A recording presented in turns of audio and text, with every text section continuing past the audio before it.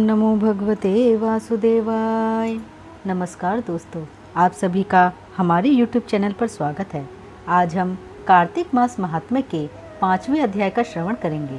कार्तिक मास महात्म्य 5वां अध्याय।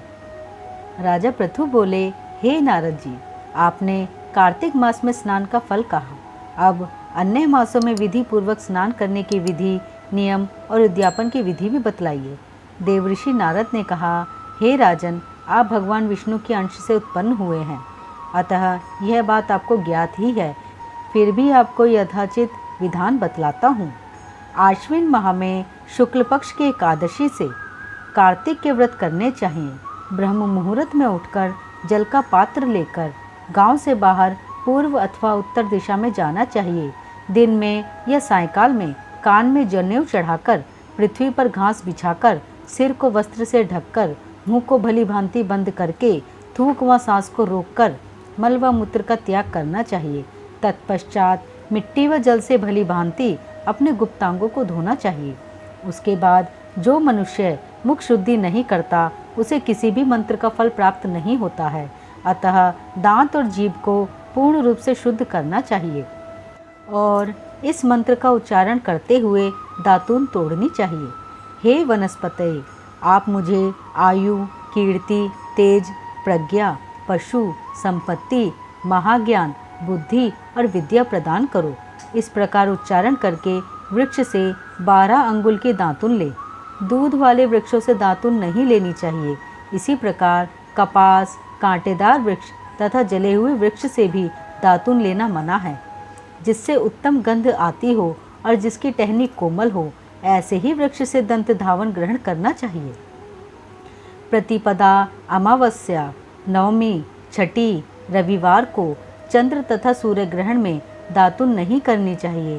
तत्पश्चात भली भांति स्नान करके फूलमाला, चंदन और पान आदि पूजा की सामग्री लेकर प्रसन्न चित्त व भक्ति पूर्वक शिवालय में जाकर सभी देवी देवताओं के अर्घ्य, आचमनीय आदि वस्तुओं से पृथक पृथक पूजा करके प्रार्थना एवं प्रणाम करना चाहिए। फिर भक्तों के स्वर में स्वर मिलाकर श्री हरि का कीर्तन करना चाहिए।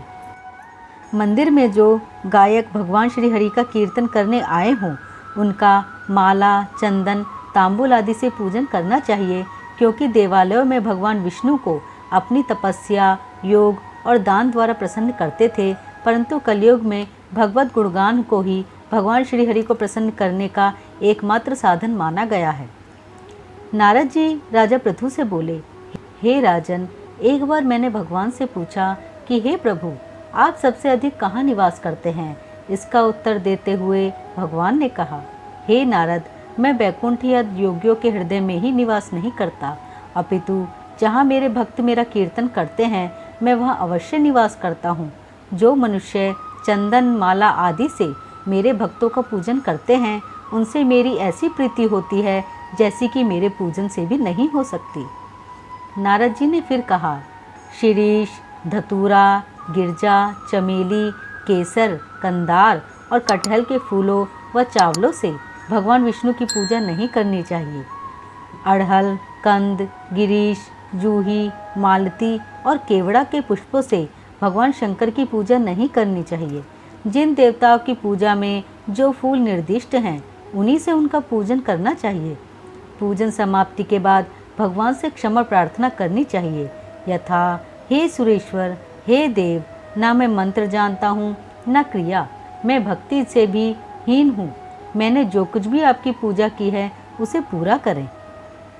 ऐसी प्रार्थना करने के पश्चात साष्टांग प्रणाम करके भगवत कीर्तन करना चाहिए, श्री हरि की कथा सुननी चाहिए और प्रसाद ग्रहण करना चाहिए। जो मनुष्य इस विधि के अनुसार कार्तिक व्रत का अनुष्ठान करते हैं, वह जगत के सभी सुखों को भोगते हुए अंत में मुक्ति को प्राप्त करते हैं। कार्तिक मास महात्म्य 5वां अध्याय यहीं समाप्त होता है। ओम नमो भगवते वासुदेवाय।